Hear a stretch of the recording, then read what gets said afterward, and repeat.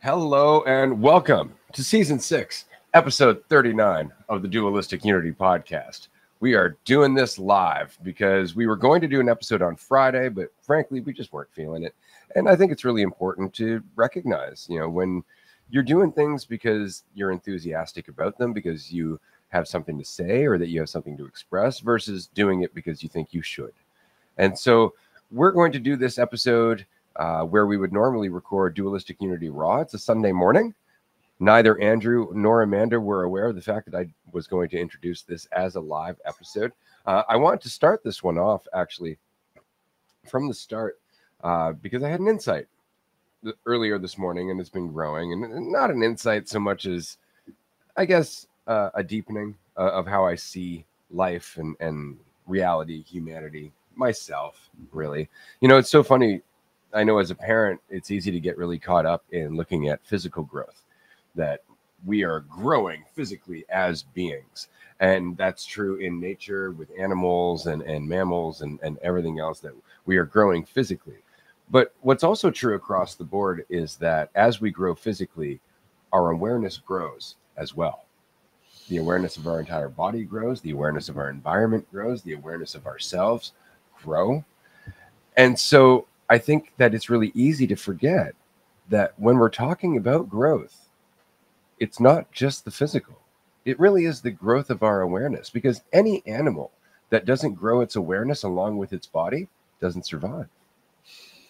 And so awareness and growth go hand in hand. And I think that's really important because when we are young, we are at our most vulnerable. We have the least awareness in terms of the environment that we're a part of, how to use our body, even, having physical faculties, the physical ability to do things. We lack that as well. Mm-hmm. So we have no awareness of those things because we haven't had a chance to explore them.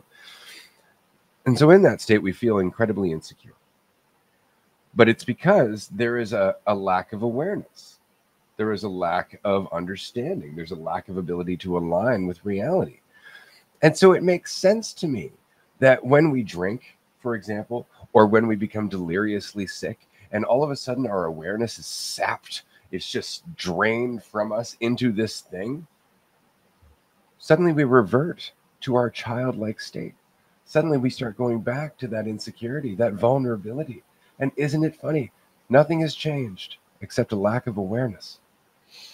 And so on the flip side, being more aware of things, if alcohol cuts that awareness on both sides, like the awareness of yourself and what you're expressing, and then the awareness of just like situational awareness, then, the flip side can be almost like more intense because you're more aware of both sides of the environment and your impact and sway on the environment. And I think, just being willing to look at that and see that and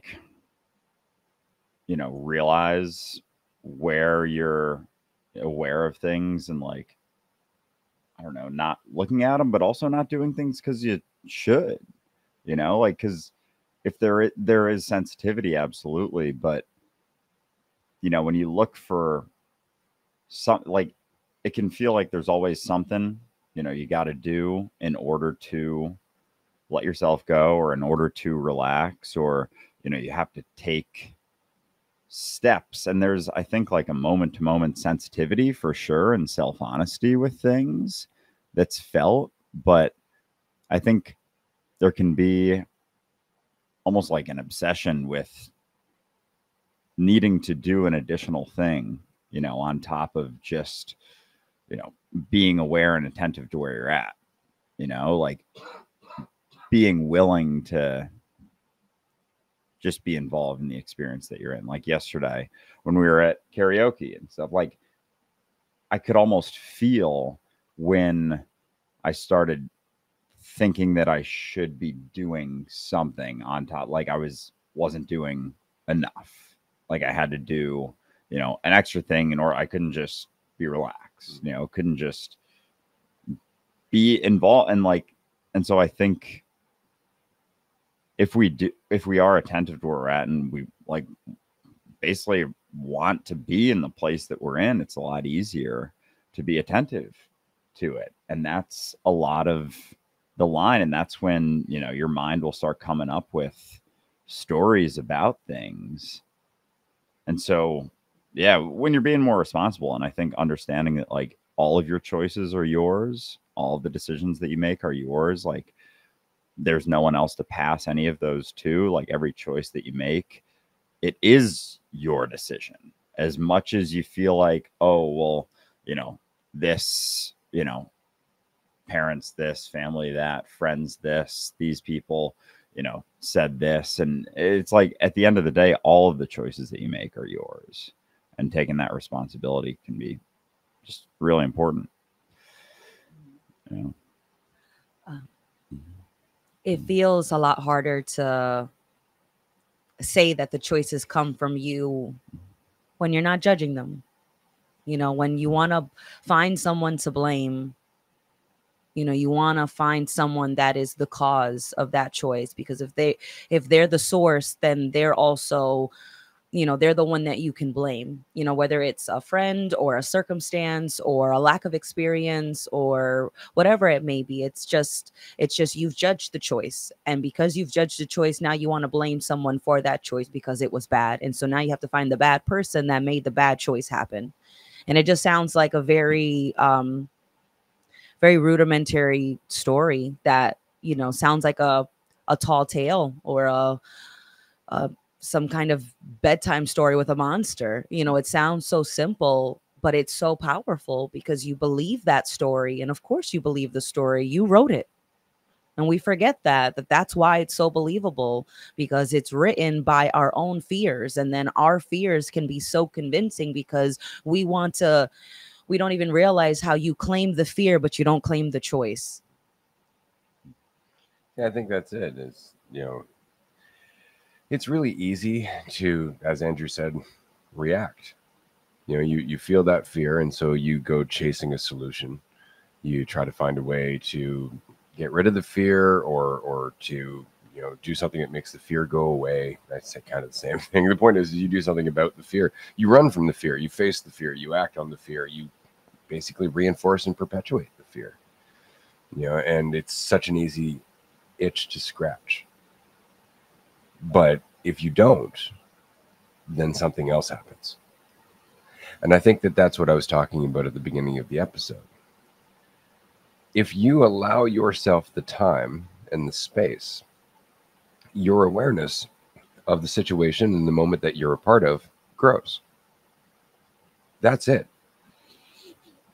That's all. But so easy, it's so easy to get caught up in the idea of yourself. It's so very easy to get caught up in the idea of control and to get caught up in the idea of being more. It's easy to reach for those thoughts instead of just watching them and being informed by them. Because there's a lot to be learned from those thoughts. There's a lot to be learned from your thoughts about how little you are, you know, how much you don't know, how much skill you don't have, how much you're not enough, you know, any of those things. There's so many things that you can learn from that, because we're all going through them. We're all going through them. I said this the other day. I think it was in a Raw episode, but when I run across human beings, I really do relate from the perspective of being a human being. I don't need to know all the details. I know it's fucking hard. It's hard to be a human being. There's a lot involved. There's a lot, you know, emotions and everything else. The urge to be intellectual rather than authentic. There's just so much. And so when I meet somebody, I just feel for them right away, regardless. And even if they're being judgmental, even if they're being somebody who's abrasive, there's a reason for that. And I feel for them. Doesn't mean I'm going to tolerate it all the time. I'm going to set boundaries. I'm going to be honest with people. Sure, there's all of that. But the point is that it's sitting through the discomfort. It's sitting through those moments. Like a good example was yesterday. We went to a karaoke contest. And I say contest, but it was all in fun. Like it was fucking hilarious when they introduced everybody as like the finalists in Nanaimo. Everybody was just kind of invited last minute by the DJ. Like, hey, do you want to come? There was no semifinals or anything like that. But the idea of it being a contest, being on a stage, being in the middle of the city's largest park, with a sizable amount of people there. Yeah. All of those thoughts popped into my head, all of them. And rather than reach for them myself as I used to do, I suddenly felt a tremendous swell of empathy for every contestant. And so I thought it was fascinating that they asked us, okay, everybody who's competing or everybody who's in the contest, go backstage. But everybody who was in the contest are the biggest karaoke enthusiasts in the entire town. And so it seemed really weird when the first person went up to sing and nobody who is in the karaoke community was up front of the stage, able to cheer them on. Mm-hmm. And I felt that. Yeah. And so I just left the designated area and we all kind of did a hostile takeover of the front of the stage. Like we all just went, we're mutinying, and we left. And that was it. And immediately the energy picked up and the people on the stage felt better. And the whole time ended up being better. But once upon a time, I wouldn't have done that. I would have been too lost thinking about how I felt, my fears, my insecurities, instead of looking at them, not taking them personally, and then realizing, fuck, we're all going through this. And it was a great time. It was a great time. But it's just a little example, of how easy it is to make it about you. To actually just start thinking about yourself, thinking it's going to get you somewhere when in fact it just limits your awareness of the situation as a whole.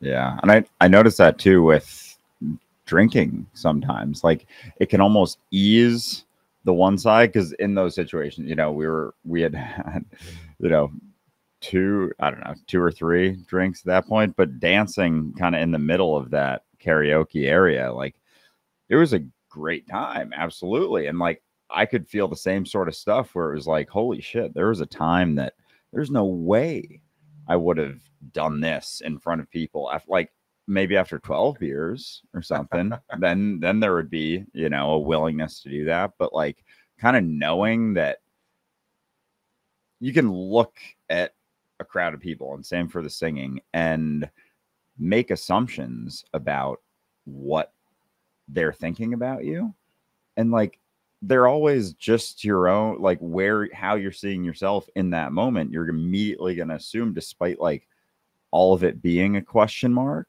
like you don't know what's going on in someone else's head. You don't know the thoughts that they're thinking. You don't know like how they're looking at you or seeing you. And so when we were there, like there was to get on a stage and sing karaoke, like, and to say stuff and to, be a little bit high doing it. I'm like, oh my gosh, there was a point that there would have not even been an ability, like the sort of fear that would overcome me would just paralyze me. And it hit me yesterday, because like I had some of that stuff leading up to that.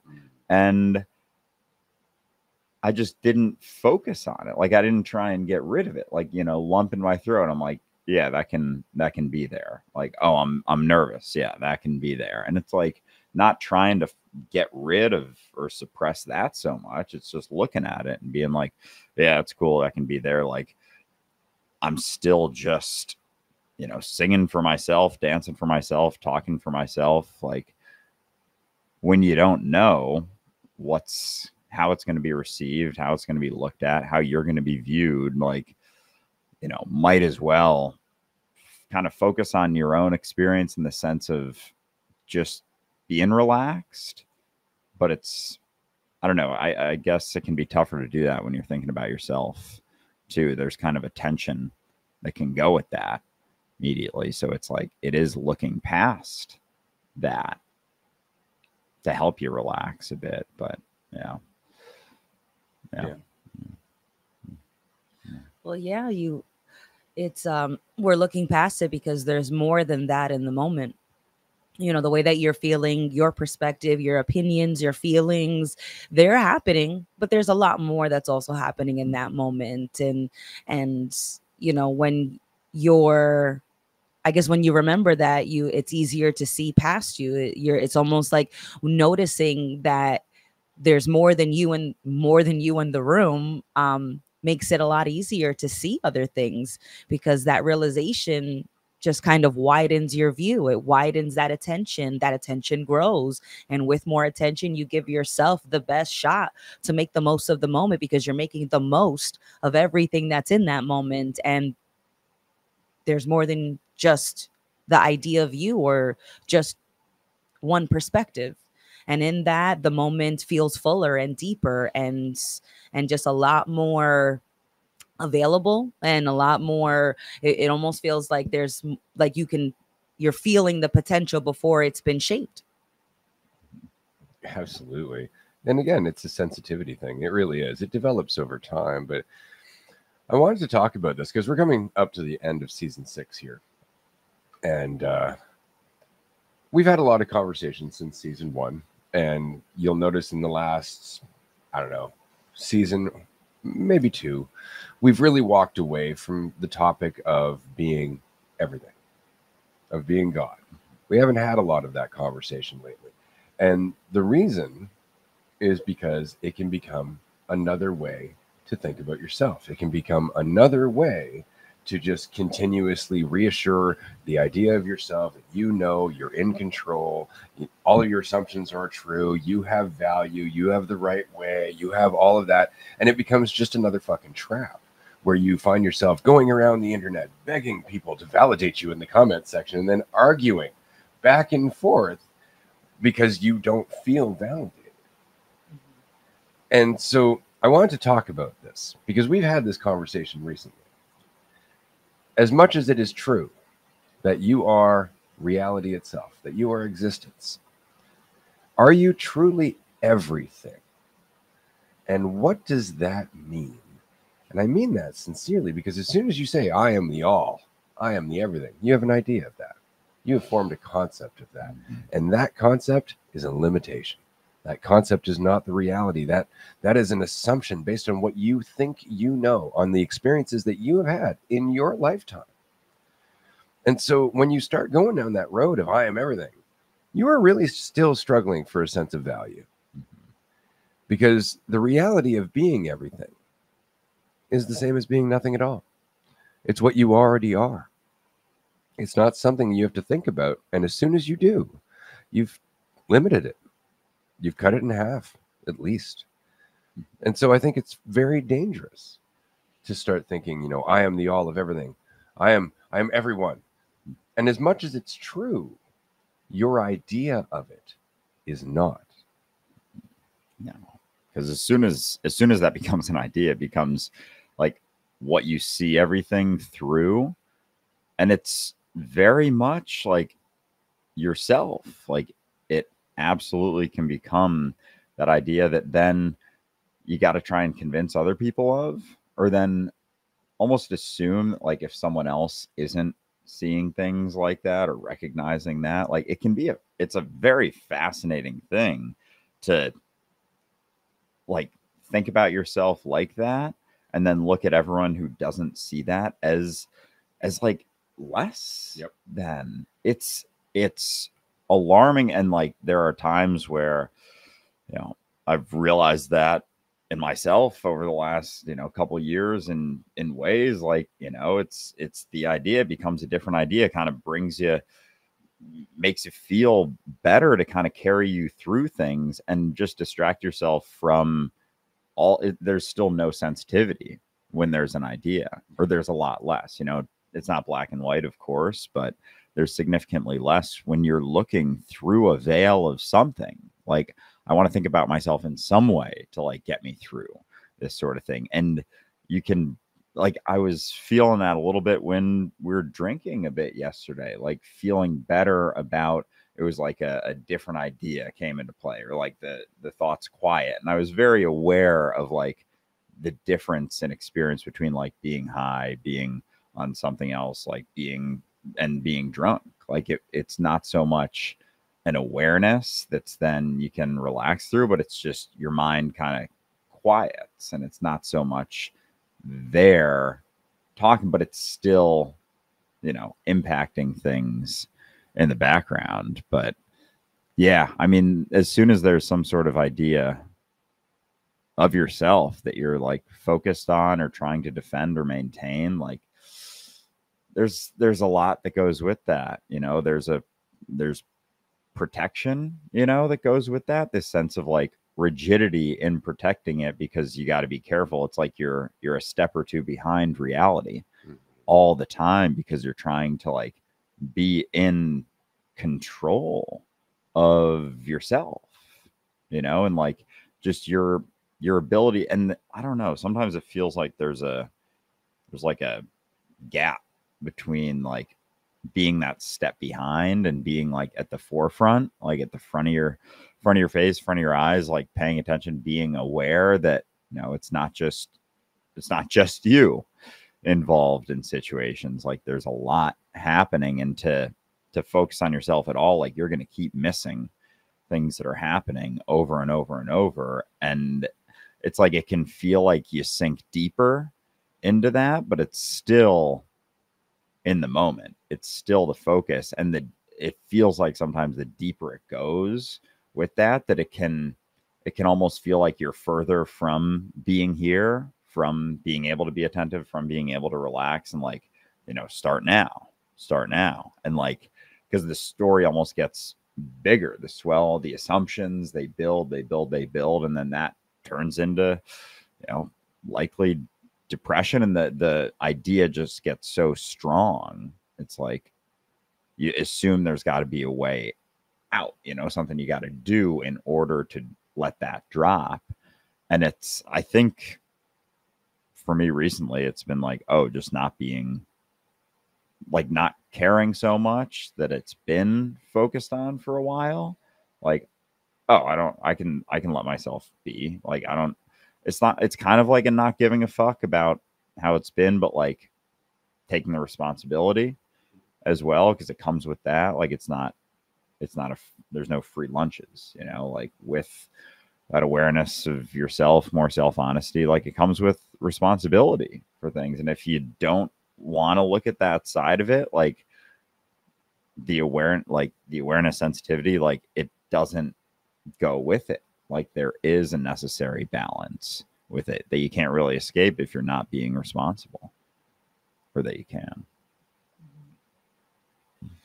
It is interesting to think about the I am everything, I am all kind of concept, because it's like I remember like just this morning thinking about how little I've been stretching, right? So I'm paying attention to one body, and I don't even pay attention to everything that's happening in it. So imagine if I was like, oh, I am everyone and everything, and I've got enough attention, I will keep track of all of me.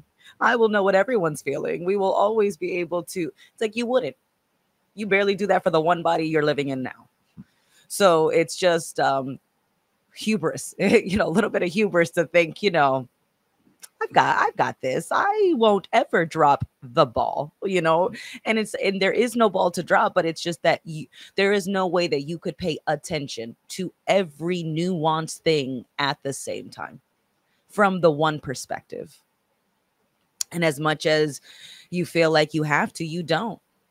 You know, as if I'm paying attention to what the moment feels like from the perspective of Amanda, that is my whole moment. That is everything that I need to pay attention to, because that is still connected to everything else and everyone else's quote unquote moment. And you know, it's funny because we were chatting with a friend who is an actor who has been acting for a long time. And, you know, many people that are in the acting profession will forget that we all put on a role. We all put on a show. We all have a script. We all have costumes. We all put on these roles, and we change them out. So they're not so different from people who are not on a physical, legit stage, because it very much feels like life is a stage and we are always changing roles. It's just that sometimes we take the role too seriously, and we can always remind ourselves that as easily as we picked up the role, we can easily put it down, and you don't have to replace a role in order to feel like it's authentic in its performance. Yeah, that's very true. Wanted to go back to what you were saying there about, you know, being all. I think we forget how that works, because again, we want to make it about us. We really do. We want to be like, I am God. I can change the world. I know the way. I went from me to invincible me. Straight up. But I mean, and you'll know that you're going in that direction when you start thinking that other people should change according to what you think they should do. Because then you're in the cerebral idea. That's when you're like, yes, I'm God, and therefore my intelligence is intelligence itself. And it's yes and no. Mm-hmm. Yes and no. I mean, the God you is already doing everything perfectly. Mm-hmm. Like that's really it. Like there's, which means that there's no effort involved. It's not like, the part of you that you're saying is the all of everything isn't taking notes. It's not, thinking to itself, oh, how are things going on Earth right now? Mm-hmm. Oh shit, maybe we should turn left. Like it's not thinking in that way at all. That's all us being in control. That's all our mentality of, this is what's happening and this is the action that I think I'm going to perform. But that's all small scale thinking, right? Like that's all disregarding all the influences that have helped you come to that conclusion, mm-hmm. right? And that's what I mean when I say that the reality is that we are all cells in a body, right? But our intelligence is working all the time. The cells inform each other via sensitivity. Those moments where you just bring up a subject and you don't know why, there's something happening there, mm-hmm. right? Those moments when you go into a conversation and you don't know what to say, but it's because the other person is getting something off their chest, right? There is something happening there. And you might tell yourself a story, well, I'm insecure, that's why I don't know what to say. If I knew but more, I'd be saying this. But the simple fact is that that's all you just getting in the way again. Mm-hmm. You see what I'm saying, though? Like there's a difference between the awareness of existence and what you think the awareness of existence is. In the same way, there's a difference between intelligence and what you think intelligence is. See, we always equate intelligence to being clever. We equate intelligence to concepts. Memorization. Mm-hmm. Feeling like we can be in control, bending our will to something, making it happen. This is how we gauge our ability to be intelligent. It's like, well, what separates humans? Well, our technology. Okay, so our ability to force our will on reality. We're not the only ones who make tools, though. So it's not like... But that's what I'm saying. But we tend to think that's what dictates intelligence. But reality has been existing and continuing on forever, right? There's intelligence in that. When mushrooms... basically the mycelium that informs and reinforces and supplies all the nutrients to other plant life, there's intelligence there. When we see ivy climbing up a tree but only climbing as far as it can get enough light and then stopping and going back down so it doesn't endanger the tree, like all of that is intelligence. It's just not the intelligence that we identify with, because there's no sense of control in that. Right? This is why that that fungus we were talking about, the slime that where they basically used this slime mold, and it had enough intelligence to redesign the Japanese railway system. Oh yeah. Right. So basically they just created a model of Japan, and they put food or nutrient sources where all the cities were. And then they introduced the slime mold in relation to the population. In relation to the population side. Pile of oats. And then the slime mold basically figured out how to connect all of those points of nutrients and resources so that way all of the slime mold could use it the most efficiently. And it designed it better than the Japanese rail system. It was more efficient. There's intelligence there in terms of we find a way to do the thing effectively over time. But because humans have this immediate control, we tend to lose sight of the fact that intelligent change is happening over time. That's where the whole evolution thing came from, right? Survival of the fittest, natural selection. Natural selection. It's not as simple as natural selection. Like there is a physical adaptation happening on a planetary level. It's not just one species to another. All those species affect other species. Right? There is a collective intelligence happening, but it's not the intelligence that you get to claim. It's not the intelligence where you get to go, I am that. As soon as you do that, you've stepped out You've stepped out of your own intelligence for the sake of self-soothing, for the sake of feeling like you're in control, for the sake of feeling like you can get what you want and you know what that is, and the whole fucking narrative to perpetuate the story of you. And that's the practice. Do you need that story? Do you need to be everything? Do you need to be God? Because if you do, you're trying to be an idea because you think you're an idea. And that's what takes away all of your ease.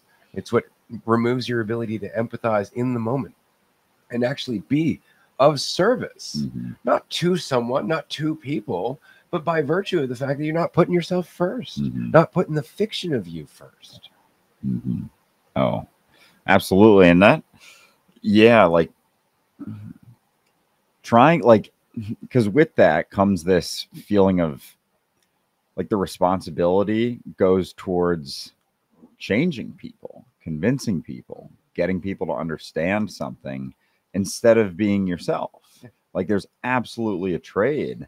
And again, like I'm resonating with this. So like in my experience with that sort of like, it was pretty much it was 3 years ago that like I realized, oh, like Andrew was this narrative story, you know, that I had been telling myself over and over, and it was based on the past. And so like, if I'm here, then maybe I'm not, you know, this character, this story. And then that progressed into, you know, the podcast and the thought, like discussions about things and this sense of like being everything. And it can just turn into straight up another idea. And I almost, like yesterday when we were at karaoke and kind of dancing, there was almost like a cycling through different stories. You know, I remembered different stories from like middle school that I would tell myself, like how I saw myself in 6th grade. You know, it was totally different than how I viewed myself, you know, when I was 18 or 25. And it was this progressive story. And I was remembering, you know, times even in elementary school where it was like this story and this difference in story and like real. And I had a point before that. I'm not remembering right now, but like just realizing how much that's been at the forefront. And then more recently, and then more recently it was that sense of like straight up, oh, it's like, you know, and everyone's got stories they tell themselves and narratives and stuff, but yeah, it can, that sort of sense of, oh, being everything, you know, it can make you feel good about yourself. When you think about yourself, when you're alone, you know, when you're in absolute control, when you're not in, you know, even a conversation, you know, with a bunch of people, it's like the ideas, the stories don't help you through life, through anything. And because before then, yeah, there were different stories, but it wasn't like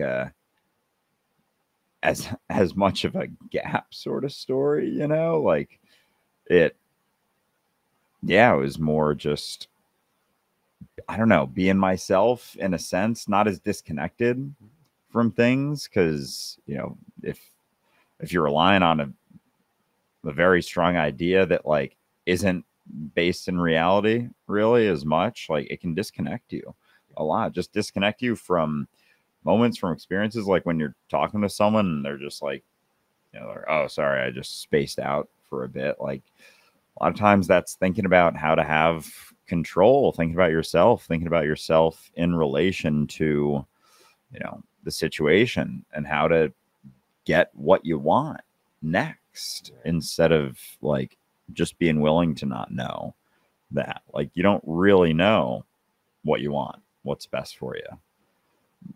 Like, you don't have to focus on all of those things. You can, you know, pay attention.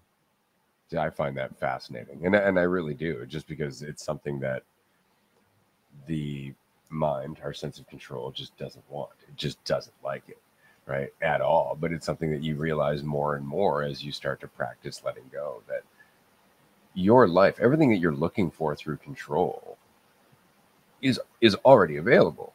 Like, it's already available, but it requires you to just let go. But that means let go of trying to feel good, let go of trying to feel like you're going to get what you want, and maybe accepting that you don't know what you want, right? Or that the want itself is coming from a place that you haven't reconciled, right? Like there's something to the recognition that if you wake up today and you go out into the world, and instead of trying to plan what the outcome of every scenario is going to be, you just float from one scenario to another, from one situation to another, without expectation, without it needing to be anything, you will find the most incredible shit happens in your daily life. It's awesome. Like I will go out in the day and then somehow end up talking to people I've never met before in conversations never saw coming that end up furthering things in my life. They end up enriching how I feel about my day. They end up, teaching me more about people. They inform the podcast. They do all these things. And again, like it's just me floating around, but that means being willing to say, go to a bookstore looking for a book. Somebody comes up to you and says, hey, do you know about such and such and such? And not going, fuck, I just want to find my book. It means not doing that. It means that moment is, oh, this is what's happening right now. This is what's happening right now. And I'm going to give it my attention wholeheartedly. Like perhaps it is more important than whatever I thought was important a moment ago, than the journey I had conceptually in my mind. This moment is real. This moment is the rudder of the ship. And we forget that. We get really caught up in trying to go, but it's not what I want. I want to go this way. If I waste time here, and there's the expression, if I waste time here, rather than realizing if you're not paying attention to this moment, you are wasting time here.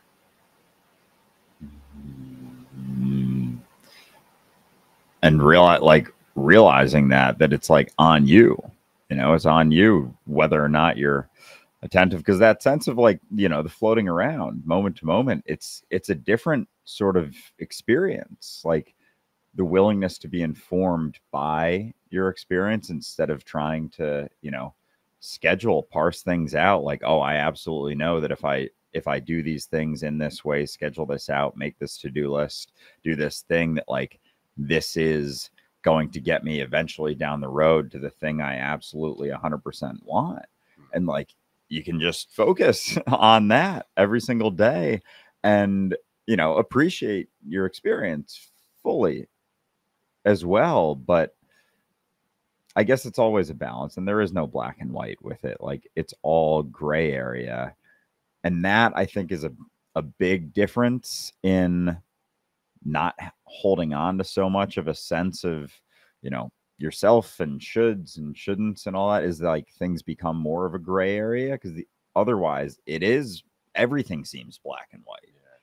Everything. It's like, no, this you can't do this until this, like, this situation can't give it full attention because like this situation here instead. And it's like, no, your whole life can be, if it is being informed, like it doesn't have to be black and white. It doesn't have to be fully scheduled out, because it's never going to be, like the rigid schedule versus like the complete floating around.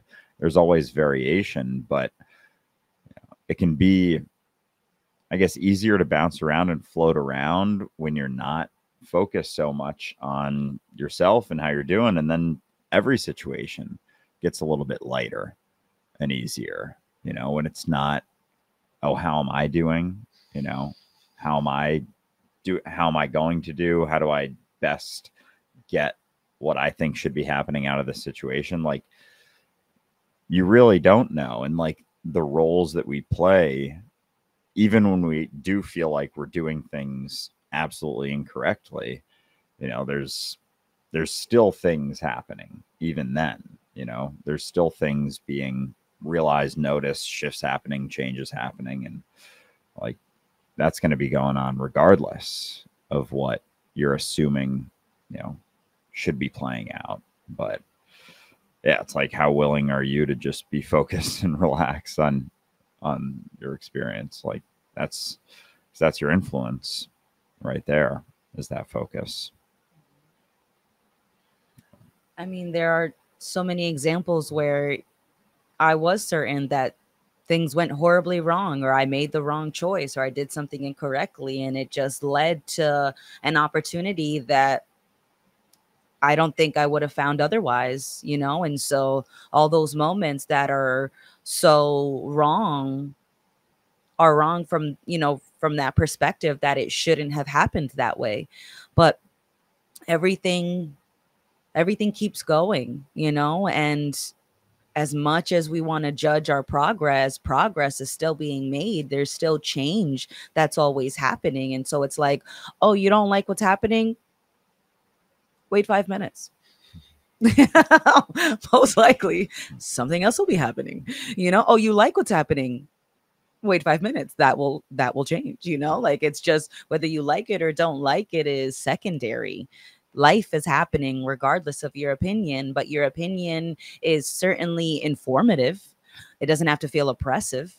It doesn't have to feel like it's predictive, but it certainly is informing you of what that priority of that moment is. You know, so if you're not liking it, then the priority is that this moment is not enough, that in your opinion it should be something else, or you should be something else, or someone else should be different, but this moment as is not enough. And why is that? All right, because you're so sure that it should be something else, and then what? You know, you don't get your way, and then what? Does life end? No, it keeps going. It is always going. It's just that we can make a pointless effort to try to hit some brakes, but all we're doing is just gritting teeth as change is happening. So I love the expression, you know, let go or be dragged. And it's not that you're dragged by some immovable force, some God that you haven't either recognized as you or something that's separate from you. It's that this moment feels like it's being dragged on because you're holding on to the concept and not paying attention to the moment. And it feels like pulling teeth. You know, it's funny. Like, the reason I bring this up is because very often on social media or any of our platforms, somebody will reach out and they want to have the intellectual conversation about being everything, about all infinite perspectives and, you know, humanity coming together and all that stuff. And I understand from the point of view where that's coming from. It feels like you've made a lot of progress. You know, it feels like you're really like moving along, getting the understanding, knowing, quote unquote. But truth be told, over time, you start to realize that that conversation can become just as much an avoidance as everything else. It's not that the conversation itself doesn't have value, but it can become another way to avoid what the conversation's really talking about. This is why I love the expression that philosophy is the disease for which it should be the cure, because philosophy is just about looking at life, asking the questions, but then it becomes an intellectual exercise. You become a philosopher. And suddenly, all of that good stuff that came with asking questions and freeing yourself from assumption becomes another prison. And so, over time, I've realized that some of the most profound conversations I've had with people had nothing to do with the all of everything, and had everything to do with the conversation that we were having then and there, the ease that they were embodying, you know, the lack of concern about how they were perceived, the choices that they made for themselves. These things in a normal conversation scream wisdom far more than proclaiming yourself to be the all of everything. If I'm sitting down for a conversation with somebody and they keep going on and on about how they're everything, there's a lot of need there. There's a lot of need that still exists there. Whereas if I were to sit down with somebody who's never heard of being the all of everything and really didn't give a shit, was just happy to sit there on a park bench and enjoy watching the fucking waves, you know, or have a conversation about skateboards. Who knows? Even if they didn't know anything about skateboards, it'd be like, yeah, okay, let's fucking dig in. That person knows far more than the cerebral conversation will ever know. Mm-hmm. They may not even know that they know it. That's the beautiful part about it. There's no way for them to take credit for knowing what it is to just be themselves, to have those moments. And so I find it so funny that, you know, your average bushwhacker who spends his time alone in the woods, just being practical, common sense, down to earth, salt of the earth kind of thing. Mm-hmm. Far more grounded than most philosophers throughout history. Fuck, than most religious and spiritual gurus. Straight up, because at least their relationship with you is based on the here and now.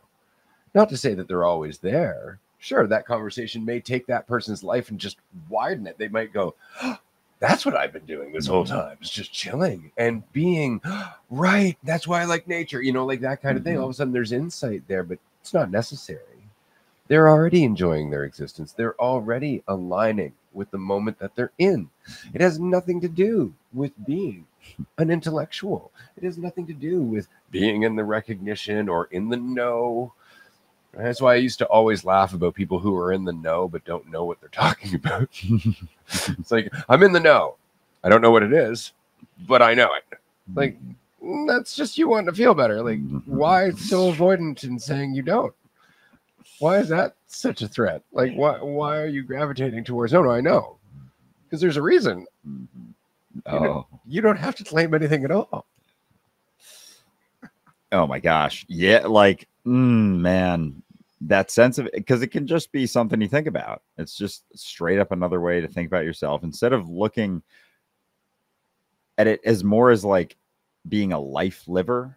Like, how much of a life liver are you? And then talking about that, like, that's been such a stark difference, admittedly, for me moving to Nanaimo versus New York. Like, people here are very like I can't, and it's just starting to settle in for me as we're like out and about interacting with more people. Like, the conversation, the pace of conversation is faster in a sense, because it isn't so much the curated like societal dialogue. Like, there was a way that you could almost be taught like a safe way to have conversations, and then and I'm realizing when I'm kind of out and about seeing other people that we don't interact with, hang out with as much, that I'm remembering how often in conversations, like regular conversations, there would be like periods of quiet, and then someone would bring something up that they've been like reading about or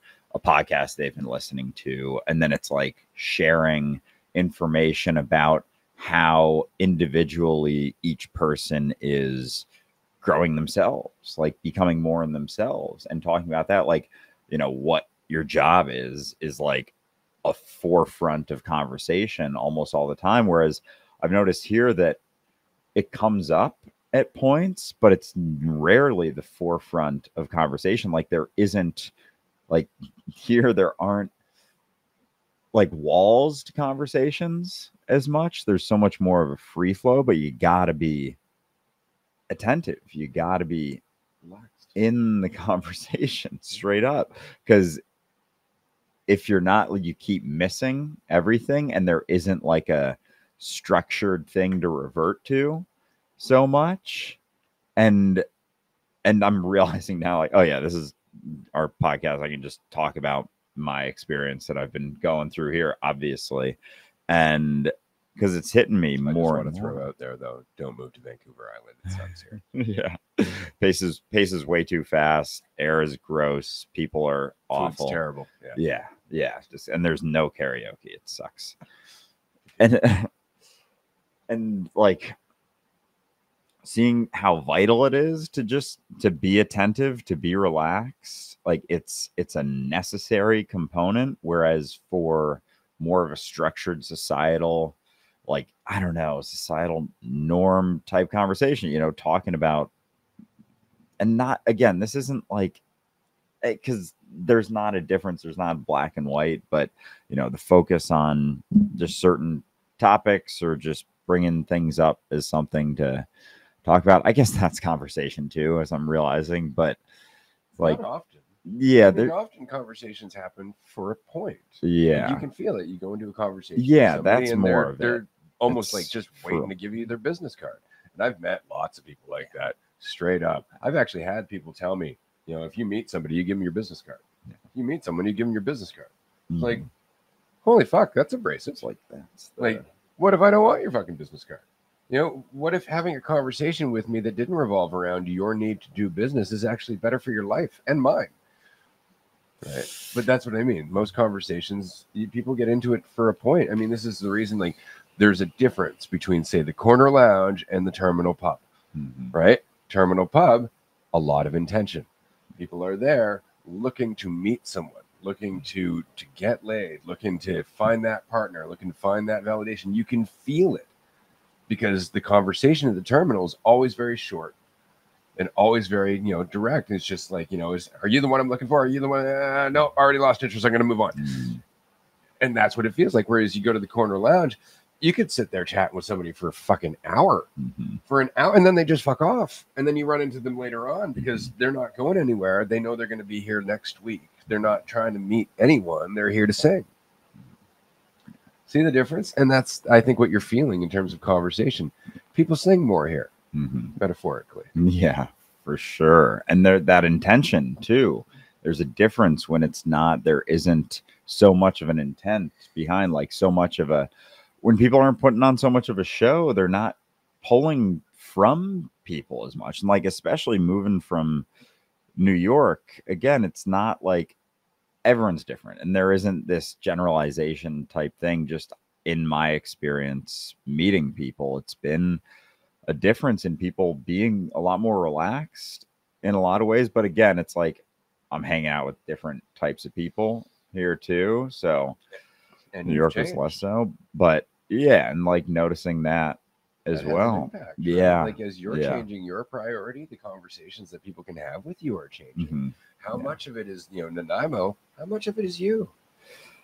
It's fair. Yeah. Because it goes kind of hand in hand with that too. But yeah, it's been really interesting, like just experiencing differences in conversation, especially, and like even like having long conversations where it's like that attention's gotta keep paying attention to, like, and it reminds me kind of like at bars, like my conversations, they would be longer when there was always a drive, there was always this deeper intention that was coming from like a strong sense of need. And now that sense of need isn't as strong, but it's still like, it's almost more felt when it is there instead of it being like a subdued constant so much. And, you're mentioning the other day, just like the differences when you're focused on structure and like having a sort of structure to your day, to your mind, to the way you think about yourself, being sure of your perspective. It's your mind's more of a prison. And when that isn't there, it can be more like quicksand, and it can, you can revert into that, like being disconnected more quickly, more easily, because there is more uncertainty. You're kind of floating around a little bit more. Things are less known, but it's understanding that it can be quicksand. Like if you're assuming that it's still that prison that it was in the structure, then it's like, oh, this is that structured thing. So this must be sure, because when it was structured, I was sure of that, but like I still wasn't sure of all that. When it feels more like quicksand, when you get lost in your head, lost in your thoughts, focused on something else, some other idea, your idea of yourself that you feel like you can think about, like it can pull you in quick, but then you can snap out of it just as quickly too. Yeah, I like the way you put that. I'll pass it to Amanda right after this. The prison is the assumption that we know, right? So out of all of these perspectives that we could have, we know which ones are the right ones. We hold on to those assumptions of ourselves, of the world, of people, so on and so forth, right? But as soon as you question those, as soon as you're willing to question any of them, now they all could be possible. And that's where that quicksand feeling comes from, right? Because if they could all be possible, are you going to fall back into that habit of believing any of them? Are you going to fall back into that habit of grabbing onto any of them? And that's the practice, is when you let go of the assumption, watch the habit to assume, because it's got a lot more to play with now. Yeah, there's a lot more there. And yeah, because it opens it up to you said, all potentials. It's like, and if your mind wants to focus on something, then that'll be a new wall from like all the other potentials cycling through, like the ability to like use your mind as a servant instead of the servant master sort of thing. Like your mind is a incredible servant and a terrible master. And that's kind of the difference. Like, are you believing that your thoughts are true, that your perception of yourself is true, that your certainty about the world and right and wrong and what should and shouldn't be happening and all of your opinions, are you sure of that? Because if that's the case, then your mind's going to be that master. It's like the certainty is the guarantee that the story you're telling yourself, the thoughts in your head are correct. Whereas when your mind's more of a servant for yourself, you're willing to be uncertain, but then that comes with, you know, willing to be sensitive to your environment and experience and, you know, responsible for yourself. But it's like way more informative. And that's the difference, you know, when I do feel more relaxed, is it feels more like, oh, it's action first, attention first, talking first, thinking is happening in the background back there. It's not it's not like thinking happens first and then you talk second, which is more of a logical approach to things. It's like I think about things and then I react. It's like, no, I react and using my mind, but because I'm sensitive and aware, I'm being informed, and then I can trust myself. But the logic is, and the philosophizing too, that's very much mind first. It's like, oh, I have a brilliant mind, Look beautiful mind. Yeah. I know. Instead of like not taking credit for it and being able to actually use your mind and enjoy it and appreciate it. Like, oh man. Yeah, it's and that's so much of how we think about ourselves too, is that those thoughts, you know, at the forefront. It's like your mind is in the way of your experience of reality and your ability to really fully being involved in it and attentive to it and relax. It's like when your mind is first, it's that sense of, no, I know how to do this. I have this sense of control, this guarantee that if I think about these things in this way and, you know, think about myself in this way and think about these, you know, make the pros and cons list and focus on that. Instead, that's all replacing the sensitivity and the ability to like be informed by your environment, like in the moment, which is like moment to moment to moment. It's not something you can think about. It's not something you can try to control necessarily, but it's much different experience for sure. But yeah. Well, that's why it's so it's great to remind ourselves that it's moment to moment awareness, but in each moment you're always starting over. And in every moment there is nothing but potential. So it doesn't matter what you've done in the past or what you think about it or what you think could happen in the future. In this moment, you can go in any direction. And then we talk about how it can sometimes feel like quicksand, because you're like, well, if anything can happen, it's like, you know, that feels like it's almost risky. And it's like, yeah, but anything could happen isn't the one scary hypothetical that you're worried about happening. That's not anything, you know, but that's a very specific example. You know, anything is potential, unscripted, undescribed. Anything could happen. But what if it's this thing? It's just as likely for things to go well. Why aren't you leaning on that hypothetical in the quicksand? Why does it feel like quicksand? Because it's not that you're feeling the anything, you're feeling the something that could go wrong. But we like to pretend that we're saying anything. Anything could happen. I'm terrified of one thing, but we're going to call that one thing anything so that I can look logical. I can look like I'm objective, like I'm being reasonable. It's like, no, the mind isn't necessarily a master when we're not paying attention to it, but it is an excellent warden. It is a wonderful storyteller. It does all those things. And then we say that we are mastered by those stories. We are under the control of our emotions. You know, that's why logic has such good PR, because we think that logic is this intellectual, rational, reasonable method of control. And our emotions are usually more informative than the logical concept that we're holding on to. But we decide that the emotions, because they're quote unquote uncontrollable, they must be less valuable. But the emotions and the concepts are doing the same thing. They're informing you of the priority. What are you prioritizing? Are you prioritizing the concept? Are you paying attention to everything else that's happening? And you can feel that. And then when you feel that you haven't been doing that, okay, great. There's an opportunity. I can start right now. Doesn't matter if I caught myself lost in thought. I'm stuck sitting on a chair for 15 minutes, quote unquote doom scrolling for 4 hours. Doesn't matter. There is no such thing as wasted time, because everything is informing the moment that's unfolding, and every moment that's unfolding is informing the next one. So how is anything wasted? Where is this horrible scenario to avoid? Because even when I do think that my world has ended, what did end the world of that concept, and what was born from that was unrealized, undescribed potential that wasn't funneled through another concept. And that felt light and free and risk-free, because what's the risk? What are we losing? You're never losing potential. You're never losing the moment. So what are we scared of? What's the risk? What could you lose? Only an idea. And then when you see that it's just a concept, you're like, okay, well, that's not so bad.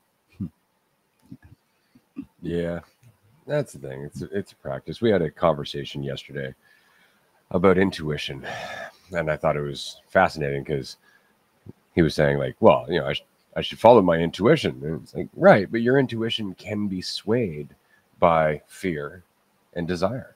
Like, your fear and desire is going to sway your intuition. You're going to create a bias. So now it's not your intuition, it's your intuition plus. It's your intuition plus a little ego. Intuition asterisk. Absolutely, right? Absolutely, exactly. May not perform as outcast, but results not guaranteed. But this is where we come back to where we started, which is in attention. It's awareness now.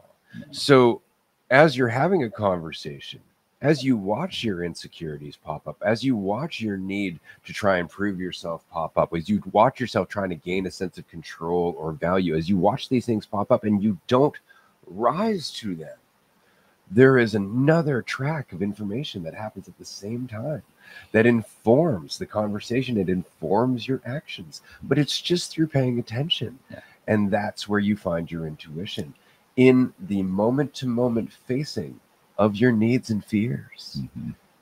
It's in looking at them, looking through them, and then acting accordingly. Because that's where you find your empathy, when you stop making it about you. This has been a fantastic episode. I'm really glad that we took the opportunity to do this. I know I did not announce it to anybody before we did this, but it's been just a great conversation. And I'm glad that we took the 2 days from Friday till now to come back to this conversation. Because again, like, there are times where if you're forcing it, you're just getting in the way of that intuition. Maybe be honest and say, oh, we're just forcing it. Give it some time. Maybe I don't know the right time. Maybe giving people an afternoon where we're not there and not living up to their expectations of us live streaming at a certain time is good for them too. And maybe it's not. Maybe we don't know. That's the point. Who are you living for? Your idea of others or your intuition right now? Are you actually being honest with yourself? Or are you just running from another fear towards another need? And you're the only one who can see that. But that's the point. It's very sobering when you really do look at it that way. And that's when your awareness grows. But we are going to wrap up this episode in a few minutes here. I just wanted to make an announcement because I'm very excited about this. Port Alberni is almost sold out. We only have 3 tickets left for the Port Alberni retreat, which is coming up on November 2nd. If you are interested in joining us for this retreat, it's November 2nd to November 10th. We've already said all the details, but in summary, there's a hot tub, there's a chef, there's a sweet gazebo, there's 2 national parks nearby. We're going whale watching. We've got massage, we've got yoga, we've got some live music. There's a pool table. We do nightly karaoke. It's pretty much the dopest experience. It's basically the sleepover you always wanted, with the kind of people who could enjoy it with you. So much fun. If you can join us, check out the website, dualistiCunity.com, or if you're watching the video, you can click on the QR code. These tickets are likely going to go fast, but don't worry, as we have some mini retreats that are being planned right now coming up for 2025. We will be listing the states and provinces where those retreats will be happening in the next week or so on Patreon. So keep an eye out for that. If you're not on Patreon already, highly encourage you to join us on Patreon. We do groups 5 days a week. It's a lot of fun. I know, you may be thinking to yourself, well, I don't know if I can get into a group and really have, anything to say. I'm kind of nervous or anything like that. It doesn't hurt to just jump into the group. You don't even have to turn your video on. You can just listen to how the conversation goes. And what you'll find is that it's not the way you think it goes, that it really is just a normal conversation. This isn't about high-minded spirituality. As much as we do get into it from time to time, the fact is that you are far more important. The reality of you is far more important than the concept of everything. Because the more you're willing to just to be to be you and just be yourself and not hold on to so many bars and expectations and certainty, about how much you're focused on.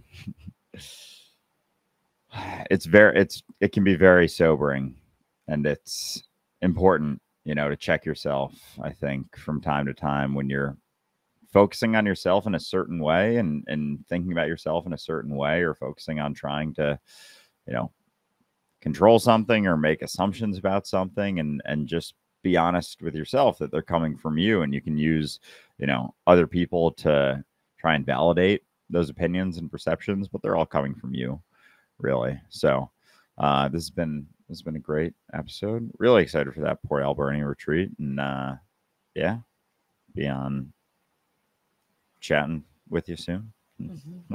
Yeah, absolutely. Could not recommend the Port Alberni retreat more. It is amazing, and it is an epic sleepover. Asterisk, no hand holding included. But for Jesus, a lot of good laughs and a lot of opportunities, as in every moment, to not make it about you and to see that life can feel so much more, can feel fuller, because the idea is such a small thing. It's such a small piece. And so when you let go of the idea being the only thing, you see how much life is taking up space in this moment. And so thank you for joining us. And we look forward to chatting soon. Hope you can join us at a Patreon call or at a retreat, or just here on the live comments. We appreciate all of you joining wherever you are.